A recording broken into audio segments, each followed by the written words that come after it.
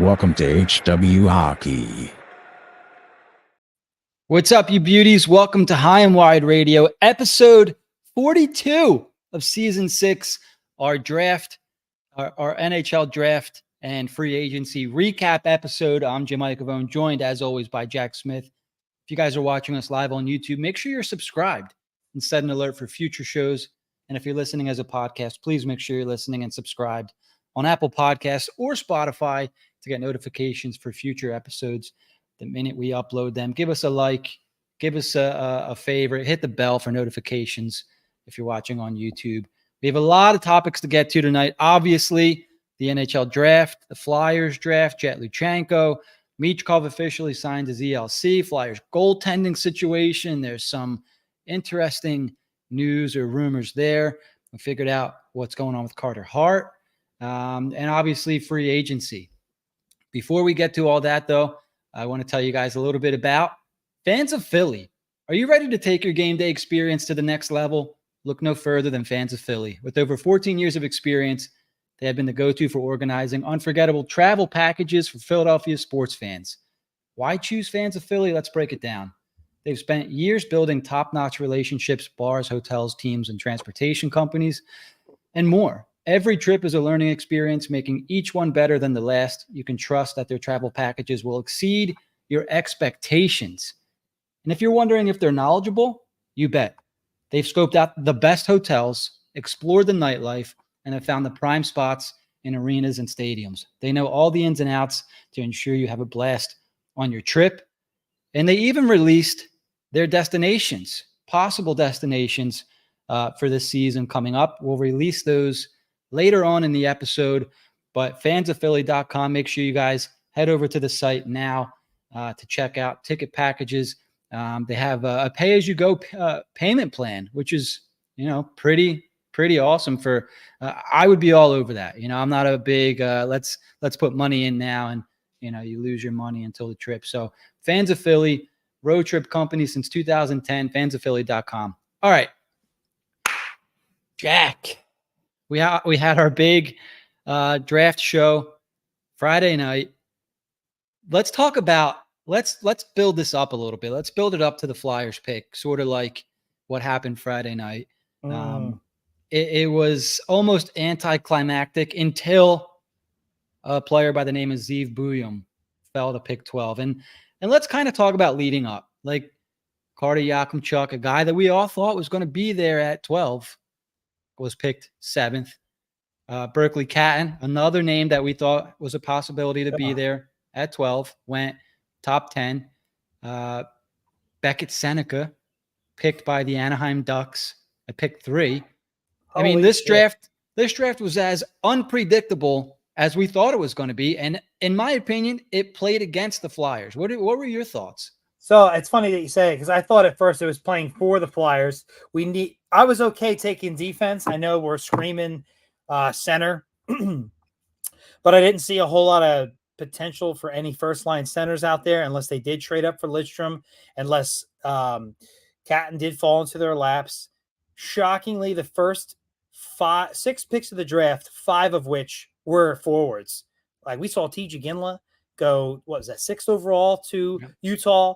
We saw Beckett Seneca, as you mentioned, go 3rd overall. That shocked everybody. Nobody as much as Beckett Seneca himself, which was truly, I love that. That's hilarious. I'm all for that. And at that time, the draft is shaping up like we're getting somebody good.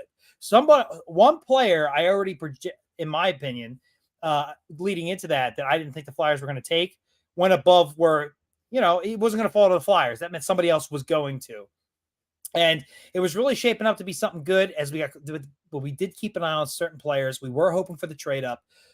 This is why they say it. These picks do not get traded. We tried. We certainly tried, but we could not trade up into the top 5, let alone the top 10. It just didn't happen, but it didn't need to.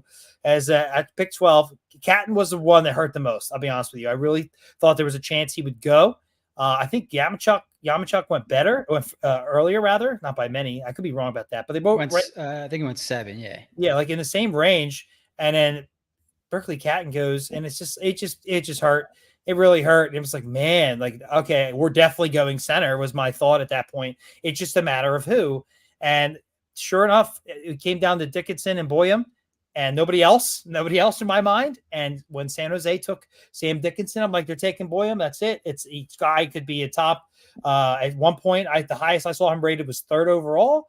The lowest was not 12. So whatever. I get it. I want to just put this disclaimer out there. I don't want to hear the whole, oh, well, we thought Hextall knew what he was doing. And when we're not draft analysts and blah, blah, blah. This is our expectations going into the draft, all the draft research we did, what was to be expected, what we know this team needs, and what the potential of these players being drafted are. So take all that all in together. Sure enough, we trade back. We were a little, and I'm going to get Jimmy's thoughts here. Buium was his boy. I'm thinking immediately like somebody is jumping somebody else, and it's not Buium because obviously that's the Flyers pick. And when Minnesota took Buium, that is where the whole draft changed for me because it already felt like, wow, we fell out of a tier of set players. And I'm like, well, we're getting a center, and it's going to be Hellenius for sure. And they go and they take Jett Luchanko. I remember seeing in our chat before it was announced because, Michael Buffer had kind of dragged it out. It is what it is. And it was like a gut punch is dramatic because what do we really know? But I expected much more. A lot of it is the rumors of the trade up and the potential players we could get combined with what we needed. What we need. We don't, yes, we need center depth, but ultimately we need a 1C. And I thought this was a outside chance to get one. I like Jett Luchanko. I felt in a perfect world if they were to use pick 32 and trade back up like a 10 picks or something, if that was possible, maybe more, he could be a target. That was not the case.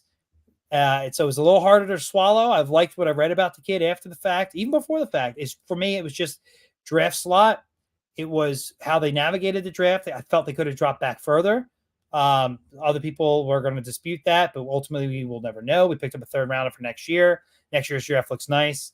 And the only thing before I get Jimmy's thoughts on the whole Buium debacle, I'm not happy, but it's not the end of the world either. I don't think this is like a massive fail or anything, but trading that 32nd pick to Edmonton and getting their pick next year, I thought was a lot better than I originally thought because I was so disappointed is the perfect word I would say about what happened at 12/13. So your thoughts, Jim? Yeah. So obviously, I think everybody kind of knows that Buium was a favorite of mine. For most of the season, I went back and looked, and I started watching him end of October, November is when I really started watching Buium. And I don't want to say that he stood out like a superstar, right? Like I think by now we know that I'm someone who I like the basics, right? Like if a guy if he's really good at the fundamentals, there's a good chance that he's going to be a solid NHL player. And Buium's a very, very fundamentally sound player. You know what you're going to get with Buium. And for somebody like me who really values that, knowing what you're getting in a player where there's not really going to be any surprises, high ceiling, I think that high floor, I think that you would say for a guy like Buium. For him to drop to 12, which let's be honest here, he should have gone anywhere between 5, 6 to 11, 12. It was weird to me that he was in the top 5. And I'll be honest, I wasn't going to come out and question it because it made me kind of feel good. Like, wow, okay, like I guess I'm watching something legit here. It always did kind of seem a little weird to me that, Buium was going top 5 in some mocks. But that's how this draft was going to be. Nobody knew where guys were going. And I said this before the draft, and I kind of still stand by it, that there weren't a lot of top line, top pair guys in this draft. And as much as I love the player like Zeev Buium, I'm not 100% certain that he's going to be a top pair guy in the NHL, and I've said that. So, it's for the Flyers. So here's how I kind of looked at it. They ended up taking Luchanko. We know that. Here's how I looked at it. They didn't trade up to go get their guy, but they reached to make sure they got their guy. And isn't it almost the same thing, Jack, in that sense? Yeah, and you didn't give up assets in the other scenario. And look, let's be real. They came out, and I think what irked me at first was they said the size thing, and I'm starting to believe that's not true. I don't think they're that stupid to select a certain skill, like look at size over skill in that part of the draft. I do think that Cutter's agent has something to do with it. I really do. I do think there's more. I'm not saying it's everything. I think there's more smoke to that for real. That's why I put that comment up. We discussed that on our live stream later, like later in the draft. It's one of those things like after Celebrini, there was a lot of players we liked, but the more I had to remind myself that this draft is not the 2025 draft. It's allegedly. It's not supposed to be that good. I think we're overhyping a lot of players, Luchanko included in that. It's only fair. However, when you guys talked me off a ledge, I had a chat. I just said, just keep feeding me that positivity, please. And a lot of this, because we just look forward to the draft for so long, it just is what it is. But the fact that he's as young as he is and can grow into his body, played for a bad team, I almost prefer to an extent. I'm not where some people are just completely fine with it, but to an extent that you have potential to outgrow where they reach for him, and then potentially even further, where guys at the top of the draft could certainly fall off. And it was a position of need. I don't draft for need over skill, not in the first round, but it's not the end of the world. That's for sure. And there's a lot to like and look forward to. And you have 3 picks going in 2025. So it took some time. I'm glad we didn't do this podcast 2 days after the draft, but it took some time. But I'm at a point now where I feel much better about the pick and what didn't take place, because I can realize that the hype combined with the trading back and only getting a third, and also reaching for a guy. There's a lot of factors to take in, especially the hype going in and all the rumors we heard. We saw other teams make, like, I think 2 or 3 trades were made before the draft with just draft picks teams, jockeying for position. San Jose jumped the Flyers, actually. Part of me also believes that the Flyers, if they were going to go defense, they would have taken Sam Dickinson. I could be wrong about that, but it seemed like they got sniped. If you looked at the table right before their pick, everybody looked depressed, especially Brent Flair. Everybody looked upset. Now, I'm not saying they got sniped in the sense where that was 100% thousand. That was their guy. I just felt like they were in a position on their board where this guy does a little bit of everything. He's 6'3", that fits every bill that they had discussed, and they got sniped and they went with whoever next was on their board. That makes more sense to me. So, again, at the end of the day, and I've always said this, I've said this in all of our fantasy leagues, our very deep, deep fantasy league of every sport, get your guy. The end of the day, if you listen to the fans, one day you're going to be sitting with the fans. So you got to do what you think is right. Danny has not led me astray up until this point. I have no reason to believe that this maneuver will make me think they don't know what the hell they're talking about and just jump ship. I gotta believe in the process here. This is not a reason to back away. There's a lot more that when you deep dive into Luchanko that I like. Because let's face it, we weren't doing research on this kind of research on Luchanko that we are now when it came to the 12th pick. So now we have to, and it's a lot more to like there to uncover. It could swing and miss.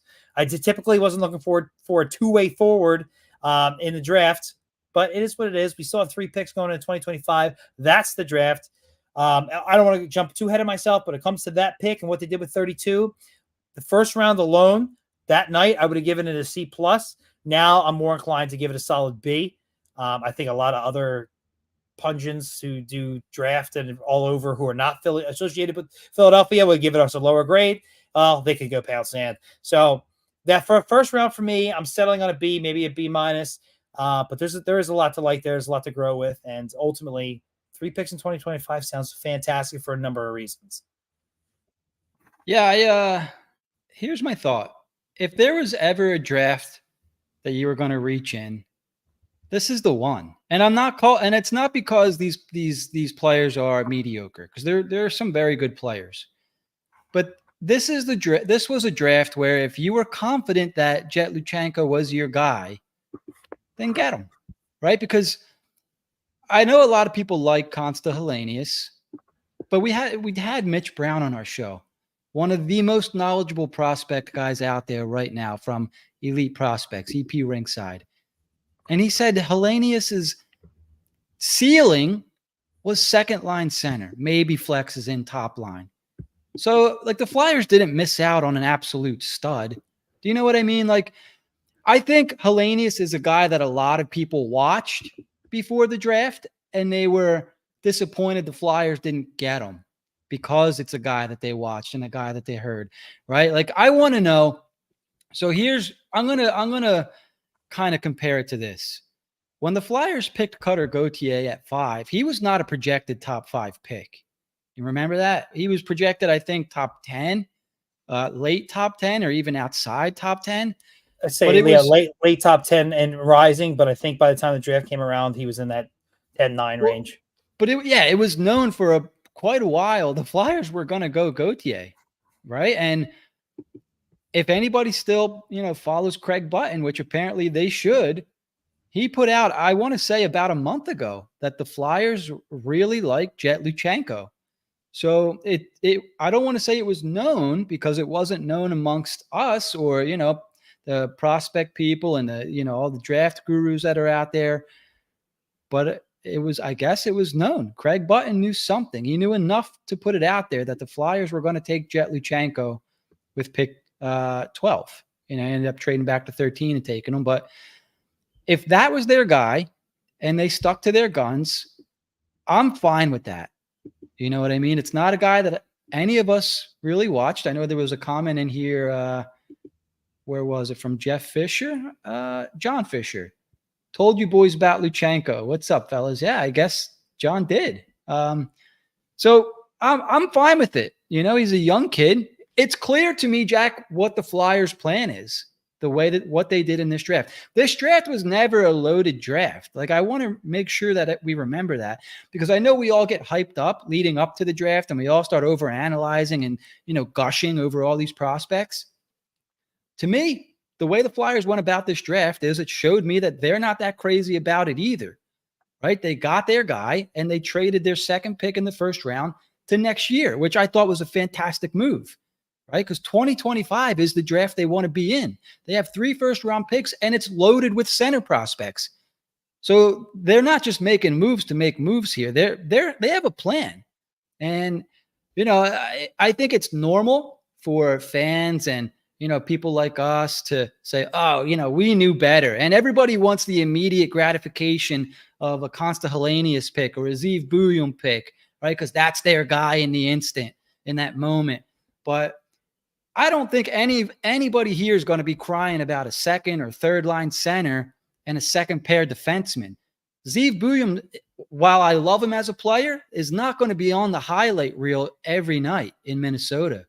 He's just not that kind of player. So I don't know. I tried to stay level-headed with this draft, Jack, and not really get attached to any player, because it was like, all right, this player has attributes that I like. This player has attributes that I like. There was no complete player. The most complete player went 1 overall, right? And then Ivan Demidov was, in my opinion, the other star. Anybody that went after that, we'll see. That's honestly how I felt about this draft. So, I wasn't upset with the pick and what they did. Yeah, I think we were able to let all that sink in after a couple of days and, just remind ourselves that the hype allowed us of just trading up. The draft is around the corner. We haven't had any Flyers action since they didn't make the playoffs on the last day. Yeah. And then you're talking all that trading up, stuff. Demidov was a name that, is he going to drop and are they going to get him? And quite frankly, he did go 5. So in my opinion, he dropped 3 spots.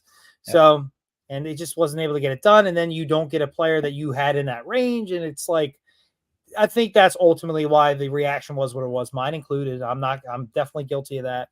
Well, that's more fun too. Like it's not a knock either. Like, it's more fun to be in the moment and talk about things and how you feel as they happen. Like, that's totally normal. And I was shocked. I mean, when it wasn't it's real too. Just the fact there wasn't Hellenius at that time, I remember my jaw dropping. I'm like, whoa, and some of that stuff's fun, just not in that moment. But ultimately, time will tell. I'm all for it. We've seen guys who really knows? Even the best scouts in the business, swing and miss. So, hey, we're going Benny the Jett Luchanko going forward. I'm all for it. We address center depth. So, Jim, with that, I guess anything you got to add to the rest of the draft? No, but I know you do, because I honestly, the weekend that I had, I'm not even going to try to BS you guys. I probably can only name one player the Flyers drafted after Luchanko. Before I hand it over, I just want to put out there that we do have things called Super Chat and a sticker things available. If you click that $ in the chat, super stickers, Super Chat, we don't know what they are. We're kind of new to that stuff. If you guys want to experiment, and I guess it's basically donating to the show, which would be awesome. We do have some things cooking up for you guys. We would show our appreciation. We just teamed up with Fans of Philly, as you may have noticed in the beginning of the show. Maybe we're going to get free tickets to some of these things, and we'll do some giveaways. Obviously, we'll give back to you guys. So just want to make sure everyone's aware, because it's new to us. Not sure if it's new to you guys. So yeah, Jack, go ahead. Be my guest. If you really are hell-bent on asking a question you want to answer right away and support the show at the same time, please use that Super Chat. We'd really appreciate it. With that, so I look at the rest of the draft, and the first thing, when you look at every single pick they made, 2 second-round picks, and I'm trying to pull up everything now to see where everybody was drafted. But what I will say is they drafted for size. And I need, but as you go on in the draft, I can understand some needs. But there was, I believe, 3 players, 6'3". Another 2 players were either 6'1" or 6'2", and like only 2 players of 5'11". Like, they really went for size. Their very first second-round pick, I cannot believe this isn't loading. Was it Berglund? I'm trying. It's amazing. I gotta I think it was Jack Berglund. I mean, you can't go wrong with the first name. No, you can't. But just give me the guy, all the goddamn picks. This is unbelievable. I know they drafted Hal Gill's kid.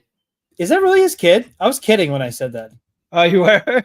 Yeah. Shit, I think I believed it then. There was a lot of kids in the draft. No bullshit. There was Miroslav Shatan's kid. I thought was great as a good old Buffalo Sabre enemy. His kid went in like the 7th round to Washington or something. Brizgalov's kid was I don't know where he went, but I do know that he was in the draft. I would have taken either one of them very late. But Jack Berglund, I believe he's a Finnish or Swedish center. And the issue with this pick was he's a bigger guy, but his ceiling is that of a 3rd-line center. And maybe the floor's higher, but I understand it's a second round. The odds of you making the NHL are significantly less, especially sticking. But I really don't like that low ceiling stuff. I was not a fan of that pick. Teddy Stiga was still on the board. We did miss out on Lane Hudson. I was really hoping that would be the pick, another center, but they seem to be hell-bent on getting some size. And I think they took a hit on the skill, personally. After that pick, though, you mentioned Hal Gill's son. I believe it's Spencer Gill. Definitely a kid that has to grow into his frame, but 6'3" defenseman, all for it. All for that. And basically every pick they made after that, I know they added another defenseman or 2, a winger, another center. They were big boys, but they were considered good picks based on value. None of the picks were I believe Alexander Appleyard, if you don't follow him, please do, noted 4 different guys that went after the 2nd round, or maybe there we go. Spencer Gill later, that legitimately have a chance to make the NHL. That's what you want to hear. That's what you want to see. If I can get their names, I'll tell you, but I'm still struggling with that. How do you type in Flyers 2024 draft picks? And I got to struggle.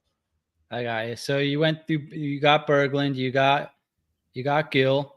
Now I'm looking at center Heikki Rohinen from the Kaiko Espoo in the under-20 Finnish Hockey League. His birthday is the day before mine, so he's probably going to be a good player. Let me back up a little bit here. Sorry, I found something. So we talked about Berglund, 6'3", 209 pounds already. He's got the lineage, son of former NHL player Christian Berglund, but he can project two-way forward, 3rd-line guy at the best. Like I said, I won't go too much into that. A lot of defensive play, is in a lot of what he brings to the table. So you're limited offensively. Spencer Gill, Now, they did trade it up for Spencer Gill. Danny has noted he's traded up in the second round back-to-back years, which I'm a huge fan of. He did it for the goalie he wanted, and now he's done it for a defenseman. Good. Be active in the draft. I mean, you have these draft picks. Go get your guy. I'm all for that. I don't see anything about Gill being related to Hal Gill, but whatever. That's neither here nor there. So, yeah, we spoke about him. He was one of the younger players of the draft class, too. That seems to be something going on. I'm a fan of that. 6'2" defense center, fourth rounder. Now I'm gonna thank God I'm not drinking. How'd you pronounce it? Heikki Rohonen. Okay, Rohonen. Big frame center, impressed at the U18 Worlds for Team Finland, and imposed his will at the junior level at Team Finland. Look, right, you can see the connection here. They're going for size. I'm not against it. I don't think they sacrificed on skill at this point. It's so deep in the draft. Fourth round, we're talking here. They got a lot of players. This includes Luchanko that compete hard, play a strong two-way game. And in this guy's case, he has a willingness to power to the net, has a little touch with his passing. It looks like a lot of their rooms for improvement. In his case, I don't even know. He plays a no-frills game that could benefit him down the line, but there's perhaps room for him to stand out more on the offensive side. That's what it is. It seems like the offensive skill isn't really there with a couple of these picks. It's more size and compete and what have you. So hopefully these later round picks can find it. Noah Powell is interesting. He's a right winger, fifth rounder, 6'2". He's actually deaf, partially, very, I don't know, fully deaf, but you might have heard this through Charlie O'Connor. He wears hearing aids and whatnot, so he can really hear. He is almost completely deaf. And big joke on that obviously is he could tune out Tortorella easier, but I doubt by the time he gets here, he'll, maybe for development camp and whatnot, but really interesting.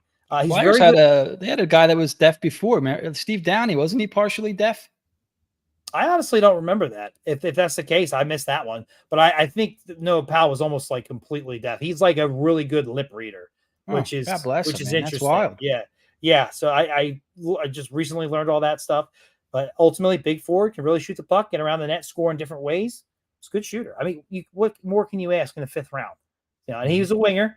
They followed that up with another winger. And I know that Ilya Poltov is a sixth rounder, 5'11", shoots left, Russian kid, obviously. I know Appleyard liked this guy. He said that, for a sixth rounder, this guy legitimately has a chance to spend some time in the NHL. Clever and creative Russian forward, has shown offensive promise at the MHL, the junior hockey of the KHL, and the Red Army system. He's a good stick handler, has a propensity for creating plays off the rush. We like that. He's an offensive specialist, has to generate scoring chances to be effective. If he's, how old is he? Doesn't say. Thought I saw 19. Oh, Poltov, I'm not sure. Sixth rounder that late. Maybe there's something there. That go ahead. I'm sorry. No, Poltov, 18 years old. His birthday is May 3rd, 2006. Boom. There you go. So, and then they finally added another in the seventh round. They got Austin Moline, defenseman, 6'4", a little bit older. He had a late birthday. A tall, thin blue liner shows steady improvement with the prep school's renowned hockey program, triggering breakouts, joining the play. Seems a lot better than the tall defenseman that Matto Man or something they took last year as a legitimate chance. Well, maybe not a legitimate chance, but a chance to be okay. So, I mean, I really, after the first two picks, and I've come to terms with the first pick, I think they had a pretty good draft. Overall, I probably rated a B+, but a lot of that's based on their later picks. But I definitely like the Gill pick was probably my favorite pick of the later rounds. But a lot to work with there. And then we'll see what happens. It's ultimately going to come down to what Luchanko does. But I think they definitely address need. They definitely address size. They had a plan going in, and they seem to have executed it. We'll see how much skill they sacrificed in that regard, and we'll see what gems they could have potentially uncovered. Outside of the blue balls we got from the first round, I think they had a pretty decent draft. Okay, and it doesn't sound like anybody in the chat, at least, is disagreeing with that. For me, Asphalt Cowboy mentions Dickinson hurt him, and I think she said I imagine there's a couple people that felt the same way as Asphalt Cowboy there. So one thing that I would like to announce here is that I do have access now to Instat, where I was using Sport Contract before. I now have access to Instat. So I'll be able to watch these guys in the next couple of weeks and obviously report what I see, which I'm looking forward to doing. I started watching Luchanko a little bit tonight. I don't feel comfortable enough talking about what I've seen yet, but I'm excited to watch these guys. Ty Shelton mentions this one, Jack. Not a pick, but I'm excited to watch Sawyer Bolton with the Phantoms. He's the son of former enforcer Eric Bolton, and he played with the London Knights with Denver Barkey and Oliver Bonk. So that was an interesting pickup for the Flyers there, and he's going to play for the Phantoms this year. I thought that was cool. That is interesting, especially because they have a nice communication with, you said the Wheat Kings, right? Or no, you said London Knights. Rather. London Knights, yeah. Yeah, London Knights. They have communication, good back and forth Keith Jones does with the London Knights. So that's a hell of a team to have a connection with because they always seem to be either very good or dominating. And a lot of good players come out of there. I really like this comment here from Lehigh Sky High. In theory, because Jett is the young baby of the draft class and rising, think of it this way. He's another 2025 first-round pick. Also, question, why has it taken Adam Jennings 6+ years to make it up? So let's touch on the first part of that, Jack. And I think that's an outstanding way to look at it because it's kind of true, right? Like he's going to have that extra year. He's not going to have the extra year, but he's going to most likely grow with the picks from next year. And I think that's a great way to look at that. How about you? Yes. I mean, everything we discussed about the pick and where we see him and him being young for his draft class and potentially can blossom into something else. If I don't know what next year's draft class looks like, but maybe he would be like in a pick in a later pick. But yeah, either way, he's part of the system. He's a center, 3 first-round picks next year. You address the need. Even if he only becomes a third-line center for the team that you could use in the second line if you have injuries, and he can be creative but also responsible. That allows your wingers to do some things. We know we got plenty of wingers. And then, again, 3 first-round picks next year. Yep. For now, we're going to get more. We have to. Lawton's got to get traded, right? For Christ's sake, he's going to run out of value at this point. Yeah. And so the second part of that was Adam Jennings and why did it take him 6+ years? So Jennings was a Hextall draft pick, right? And I think he was over in Sweden for a little bit there. It didn't sound like they were even going to bring him over. He just seemed like a wasted pick, a wasted second-round pick from 2018. They ended up being able to get him over to the Phantoms, where I think he impressed in the AHL. Had a cup of coffee with the Flyers in 2022, 2023, played 1 game. And then he had 9 games with the Flyers last year. And I don't think he looked out of place. So, and I think he showed enough for the Flyers to want to bring him back because there were rumors that he wanted to go home because honestly, look at the Flyers roster. It doesn't really look like there's a spot for Adam Jennings or a clear window or door to playing time with the Flyers. So that they were able to sign him and bring him back. Now he can play his way onto the roster. I really hope he does. Right. Well, just to answer the question first and foremost, I think that was one of Hextall's. Well, he had a lot of bad drafts when you look at it. He drafted Farabee, he reached on Jay O'Brien, and then he took a guy in Adam Jennings in the second round who had the ceiling of a Robert Hagg, which if that doesn't get you excited, I don't know what does. So then he got fired. So now you have a second-round defenseman who doesn't have a high ceiling in any regards with a new regime. I just don't think they saw any value in the guy. They're not going to get rid of him for nothing. Just let him develop over there. He'll come over. We'll see what we got. He had such a low ceiling, and I couldn't tell you what kind of floor, that they just kind of got lost in the shuffle until he was old enough to come play for the Phantoms, and then that's where I think he started to impress is a strong way to say it, but get noticed, be noticeable, and earn a tryout with the Flyers. And then even then not look out of place like Jim was saying.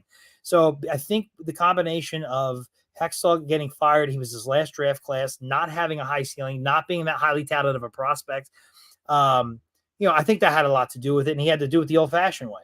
And as Jim said, they were able to bring him back. I think he doesn't want to give up on his dream of being an NHL player. I think both the team and the player realize that's probably not going to be here, but maybe he can show another team something, and they'll take a shot on him in some regard. So I believe that's why he signed. Surprised it was 2 years, but you know what? Good for him. Good for him wanting to roll up his sleeves and do it the hard way to live out his dream, unlike some other players who either expect it or are just here for the ELC and want to go home. That's a pretty good segue here. And before we get to that segue, Chris Fiore comments, Ryan Leonard didn't sign his ELC with Washington and went back to school. Any chance he's pulling a Cutter and the Flyers could trade for him? Chris, Jack, maybe you know this too. Is this older news or is this something more recent? It's the first I've heard of it. If that's a thing, I hadn't heard of it either. At least there's been no buzz of, like for example, Rucker McGroarty with Winnipeg. There hasn't been any noise like that with Ryan Leonard. So I'm going to assume everything's fine. And they went out and traded for a bunch of vets this offseason. So there just might not be a spot for them if that's the case. And isn't it sad that we have to automatically assume the worst with this kind of stuff? You can thank Cutter for that. You can thank that fucking piece of shit for stuff like this. Ryan Leonard could be a great, upstanding guy. Can't wait to be a Capital. And rumors like this, and I get it too. I totally get it. Are gonna form because of bullshit like that. And teams are, and that's another thing. We brought this up with Buium. Are we really gonna? And say what you will about this, the player. I'm just talking about this though. Are we gonna have to start avoiding talent because of certain fucking agents? Like, are you kidding me? That's a thing now. Like. That's kind of always been a thing because that somewhat makes sense to me. Like that kind of pettiness stuff feels legit to me. Do you know what I mean? Like, I agree. We don't deal with this player because his agent's a moron or an asshole. Like that seems like business kind of stuff. Like what did I just watch with what was the Nike doc? It wasn't a documentary. The Nike movie with I think Ben Affleck was in it, and this agent was talking to this shoe company, and this shoe company was talking to the agent. Somebody help me remember that movie. It's a really good movie, but the agent told him, my player will never, ever wear your shoe. And if he does, this is what we want. And, sometimes teams just don't want to deal with these agents. You know what I mean? So, I totally get it. That's it, Jonathan. Thanks. On fire tonight. Great. It was a really good movie. If you guys haven't seen it, check it out. I thought it was really good. Here's another example I just heard the other day. I'm going to forget his name. Who's the running back for the Steelers who went to the Jets? Le'Veon Bell. Le'Veon Bell. Thank you. Le'Veon Bell had just come up. I think it was on a podcast and basically said the same thing. Like he could have been in Pittsburgh and he could have stayed there and been like a Hall of Famer, but his agent got in his ear. He's telling young players, you can take advice, but ultimately you have to make the decision. Agents aren't doing you any favors. Did you see Jason Tatum's from the Celtics? How much money gets awarded elsewhere? Like he was making as much as CEOs, and at the end of the day, he lost like 7/8 of his money, and a lot of it went to the agent. So obviously, the agent's going to push for you to make more because it's about their money. Agents are fucking pieces of shit, dude. It is what it is, and sometimes you have a player who is.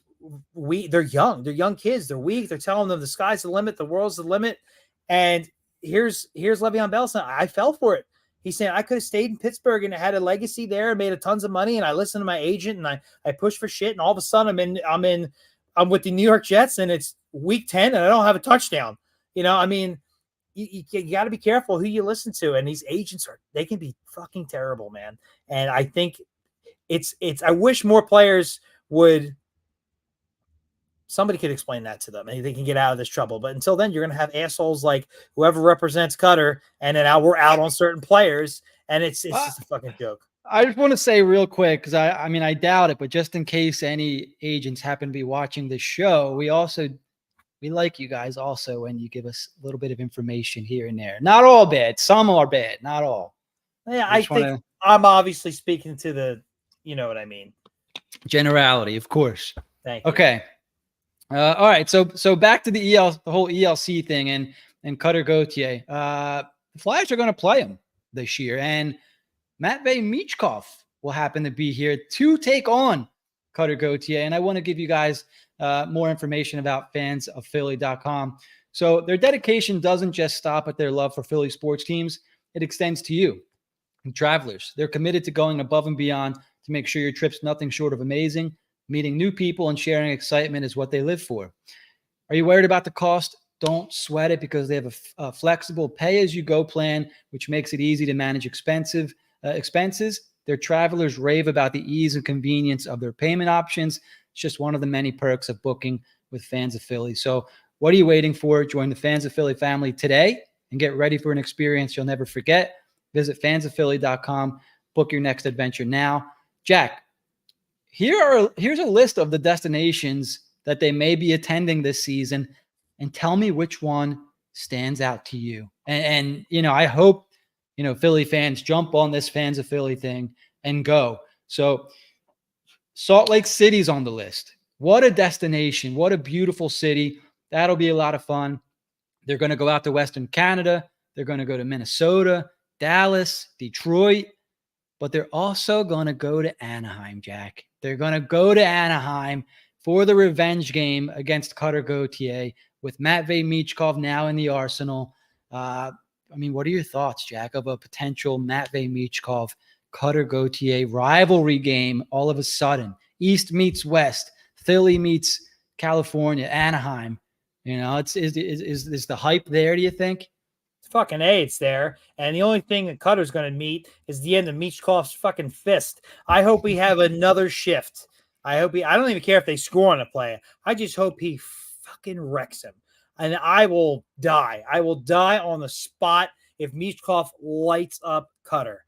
I will never wish harm on anybody unless your name's Cutter. Like, I would honestly love that. I'm going to be watching for that. Same way, if Cutter scores on us or something like that, I'm going to be very depressed. I'm going to be very, very depressed. Not going to be well. You're not going to be anywhere near me. If I could go anywhere, Anaheim's probably going to need help filling the stadium anyway, but I would be all for that game.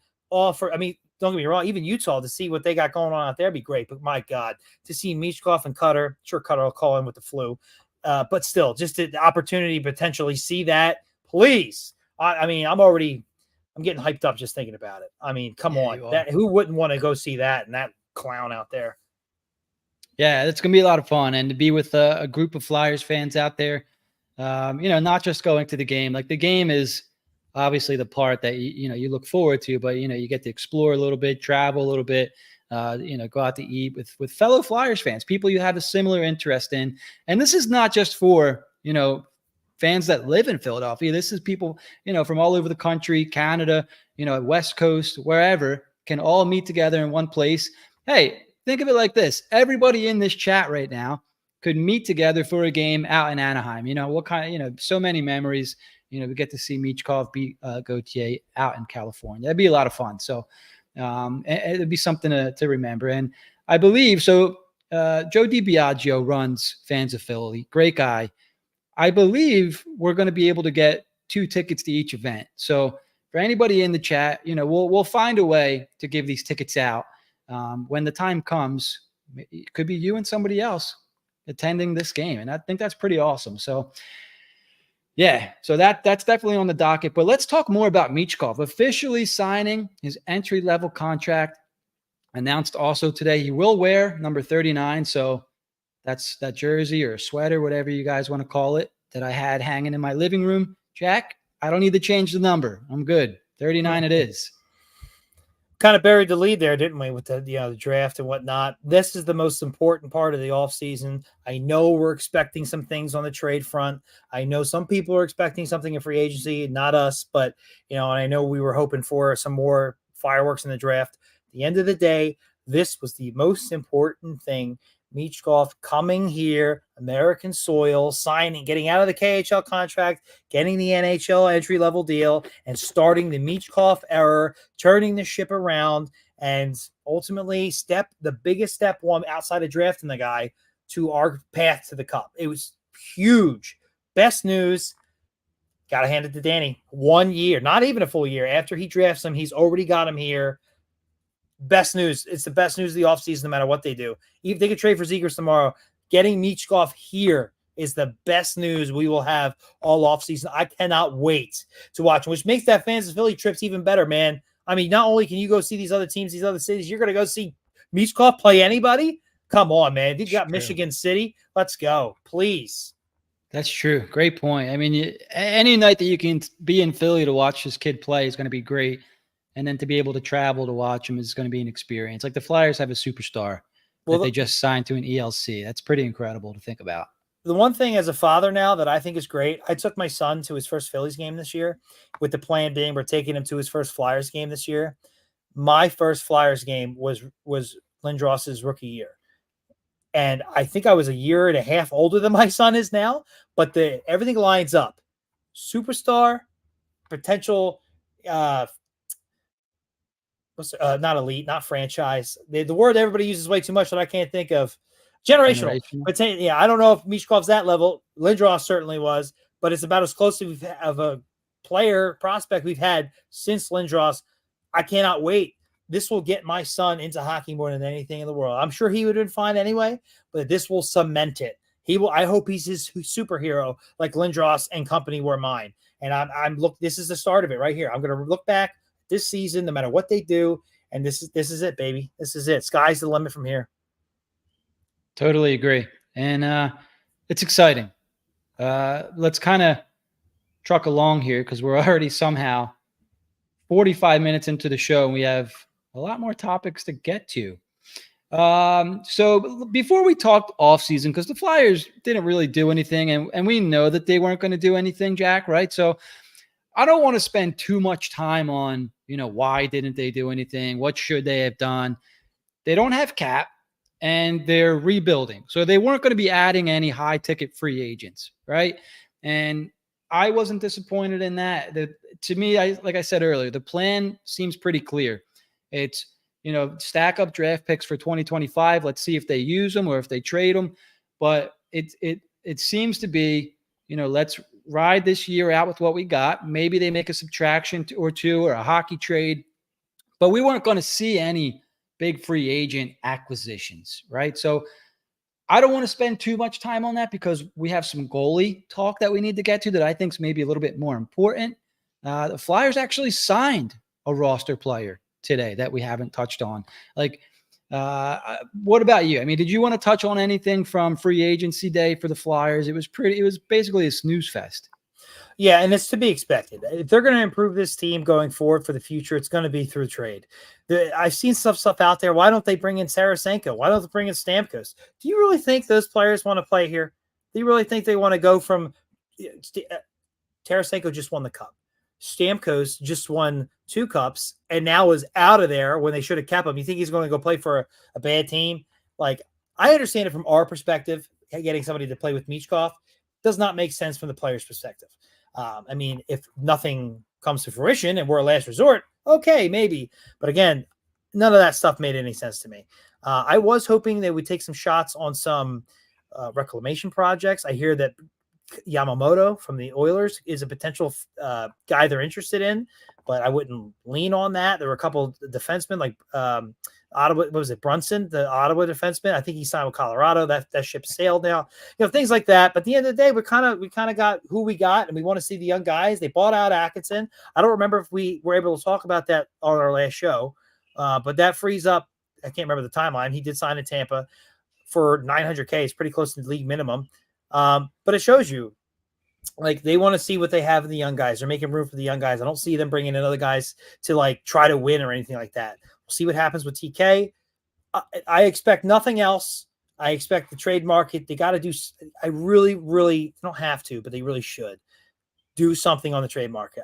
They needed center depth. They address center depth in a way. They don't have any number one centers for a country mile, and I don't think banking on the 2025 draft with, I think the Flyers pick's probably their best pick. That could be like what, 12 again, 11.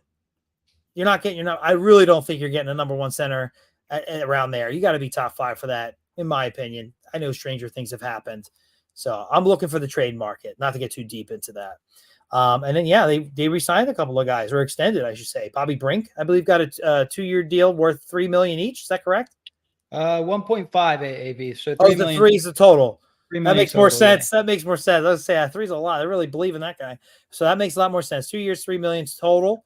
And then your boy, they extended for another 2 years. I'm curious. I know you love him, but do you see any issues with how long? Why now would they extend? Hathaway. Hathaway, thank you. I couldn't get Paling out of my head. I just couldn't get it out of my head. Yeah, Paling. So he'll be here for a total of 3 more years. Next year, 2 more after that. We love him. We love that fourth line, but what do you think? Yeah, and it is an interesting signing. I like that they're bringing him back for another 2 years, so it's 3 in total. But having said that, you know that he would have been a valuable piece at next season's trade deadline at the same time. So I guess I see it as a win-win because they have a guy like Hathaway still in the roster. He's a very, very valuable player and will help them win games.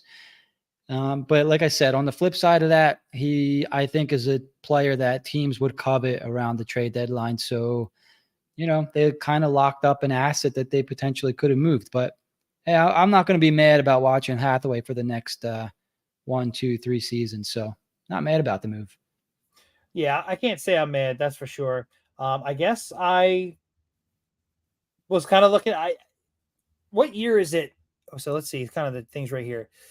2 or 3 years before free agent, Jonathan Nesbitt says there is a class coming up. I don't think it's next year. It's the one after that.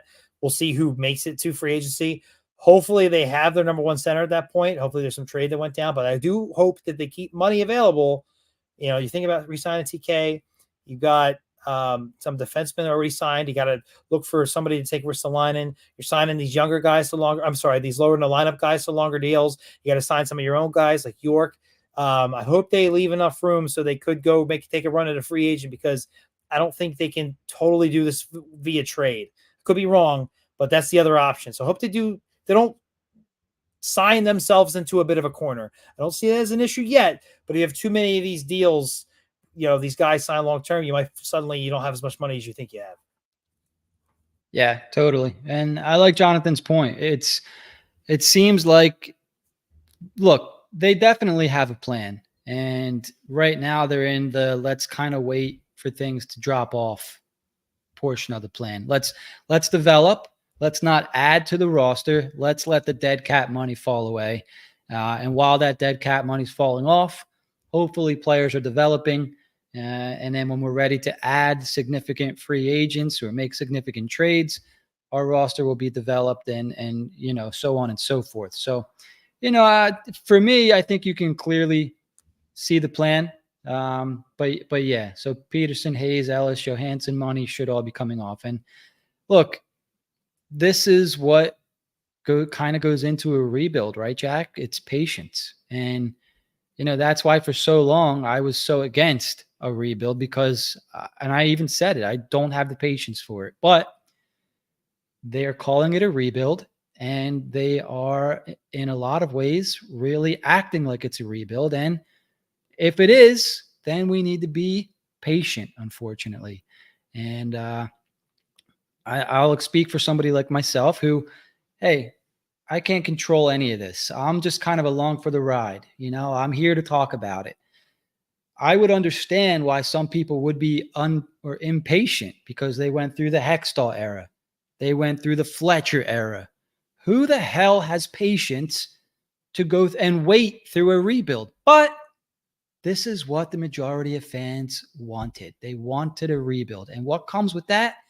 Patience. So can't get mad at the Flyers for doing what the majority want.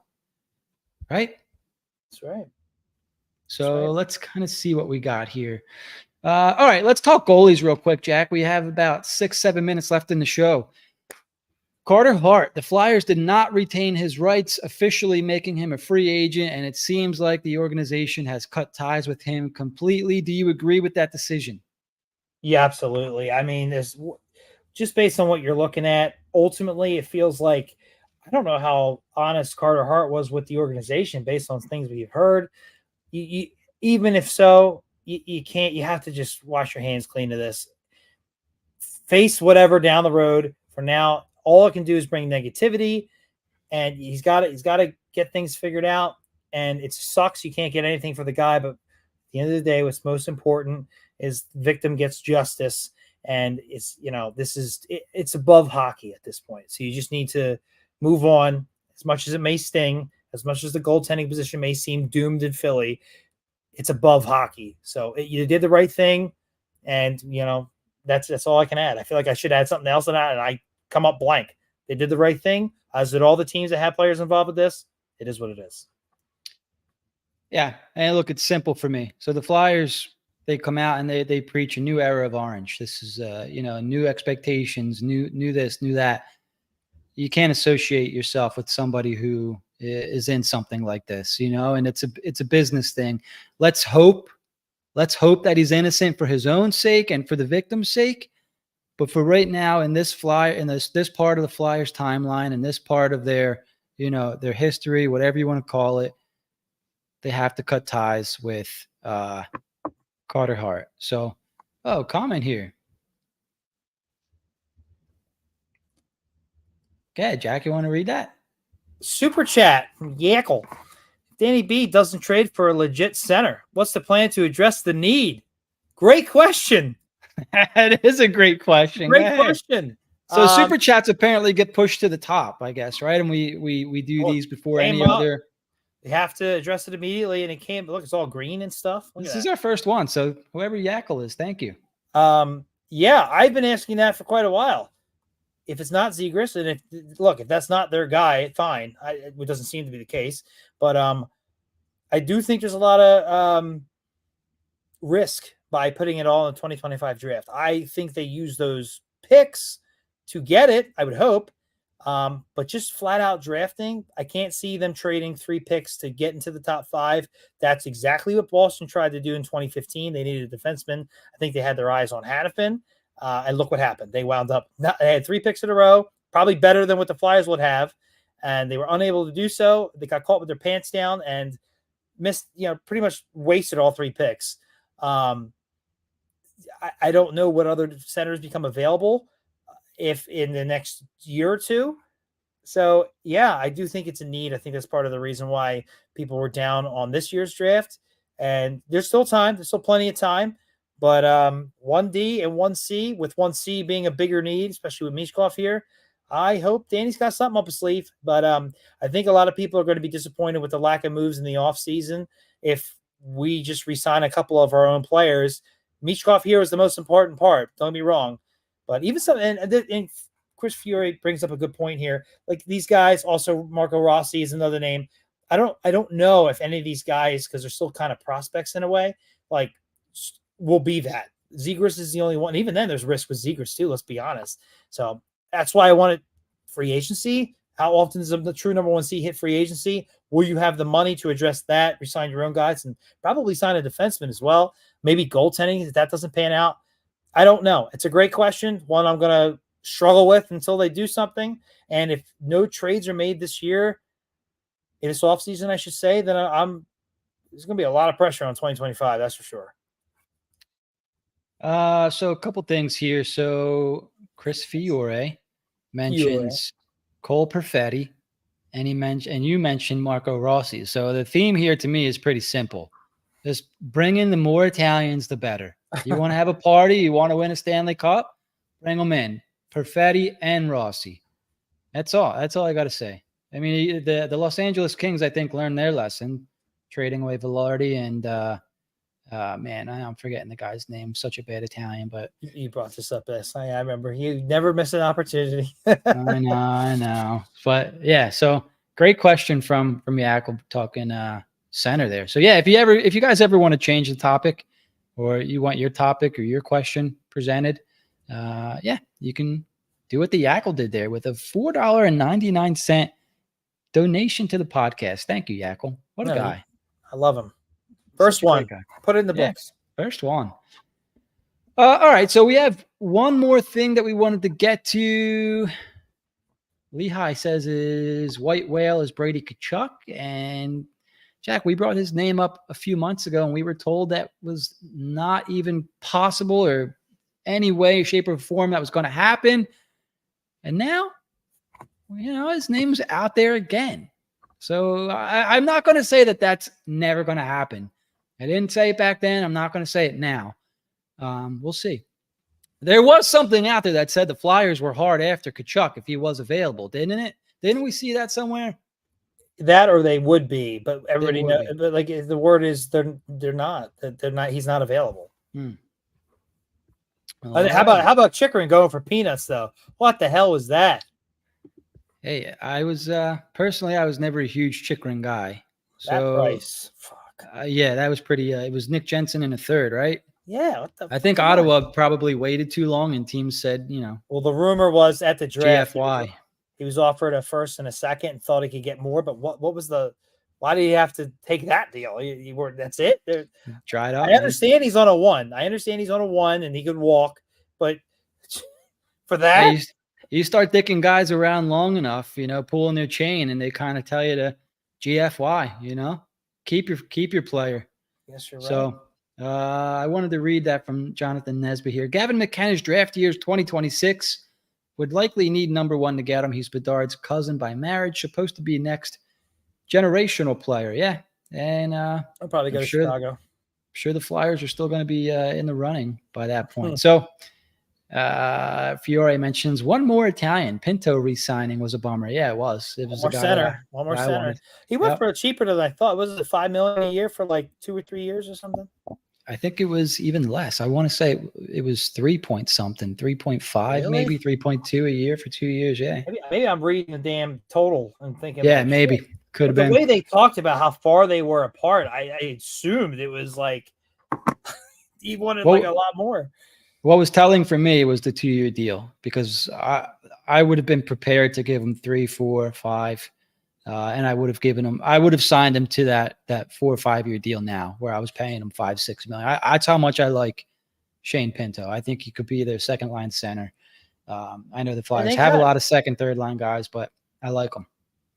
Yeah, and it seems like a commodity Ottawa didn't need. I know they like him, but they have centers there, But hey, whatever. So our last topic of the night, Jack, are there issues with the Flyers goaltender from, was it Belarusian goaltender? Why am I forgetting his first name, by the way? Kolosov? Is it Alexei Kolosov? Alexei Kolosov. Sorry. Thank you. There's some turbulence, and the rumors out there, there's some truth to them. And just in case some are unaware of the rumors, the rumor is that Kolosov wants to return to Russia. He doesn't like it in the United States, doesn't want to play in the United States, doesn't want to live in the United States, would rather go back home and play home. And, I don't blame the kid. Everybody goes through life and sees life differently. But what a gut punch that would be for the Flyers as an organization. Obviously, I think Danny Briere came out and said that those rumors aren't so much true. He's in Russia now. He's getting his visa situation ironed out, and we'll be over for camp. Jack, based off what we've heard and read from a couple of different sources, what are your thoughts on the situation? It just keeps coming back up. At first, I thought it was bullshit. I thought it was overblown. I thought the player made a comment that got taken out of proportions, which happens all the time, and it won't go away. And I can't fully believe Danny and company, and it's not to their fault. But we heard this with Cutter, when he skipped dev camp last year. No, everything's fine. Well, I understand why I don't feel like burned by the team. Like they were trying to trade the guy, so I get it. They had to keep things under wraps. Maybe there's something similar with this. I don't think they're getting assets for him, but I think they're trying to figure something out. Get him a translator. Have his mom and her home cooking move over with him. Get a friend or any Russian available. They had guys at dev camp that were undrafted, I believe. I don't know. Ultimately, the more I hear it, the more smoke I see, the bigger the fire I think there is. So it's makes you think the goaltending position will forever be cursed. Forever be cursed. It is unbelievable, issue after issue after issue. And I understand what you're saying about the kid, and he's probably a great guy, and he's a wonderful person, a wonderful human being. But my God, I can't stand today's athletes. I just can't. And there's so many people that would it's their dream to have an opportunity to play in the NHL. Look at Ginning. He's probably not an NHL player. He's really not. and he's doing everything he can to stick.